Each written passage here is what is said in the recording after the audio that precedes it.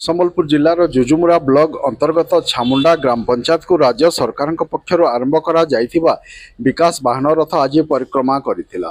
ଏହି ଅବସରରେ ଛାମୁଣ୍ଡା ଗ୍ରାମ ପଞ୍ଚାୟତର ସରପଞ୍ଚ ବନିତା ଭୋଇଙ୍କ ପ୍ରତ୍ୟକ୍ଷ ତତ୍ତ୍ୱାବଧାନରେ ଆଜି ଦିନ 10ଟା ସମୟରୁ ଦିନ 12ଟା 30 ମିନିଟ୍ ପର୍ଯ୍ୟନ୍ତ ପଞ୍ଚାୟତ କାର୍ଯ୍ୟାଳୟ ପରିସରରେ ଅନୁଷ୍ଠିତ କାର୍ଯ୍ୟକ୍ରମରେ ଜୁଜୁମୁରା ବ୍ଲକର ଅତିରିକ୍ତ ବିଡିଓ ପ୍ରଜ୍ଞା ପାଣିଗ୍ରାହୀ ମୁଖ୍ୟ ଅତିଥି ଭାବେ ଯୋଗଦାନ କରିଥିଲେ।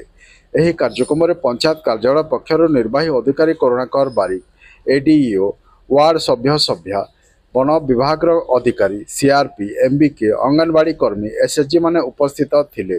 ତେବେ ଏହି କାର୍ଯ୍ୟକ୍ରମ ଅବସରରେ ଛାମୁଣ୍ଡା ଗ୍ରାମ ପଞ୍ଚାୟତର 9 ଜଣ ଯୋଗ୍ୟ ହିତାଧିକାରୀଙ୍କୁ ଅନ୍ତୋଦୟ ଗୃହ ନିର୍ମାଣ ଯୋଜନାରେ କାର୍ଯ୍ୟାଦେଶ ବଣ୍ଟନ କରାଯାଇଥିଲା।